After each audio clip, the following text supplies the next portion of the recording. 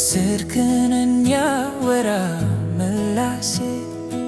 እንድትረካ እንድታርፍ ነፍሴ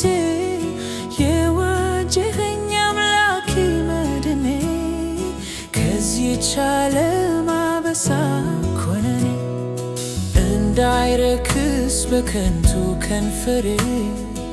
እንዳልጥለው ድንቁን ክብሬ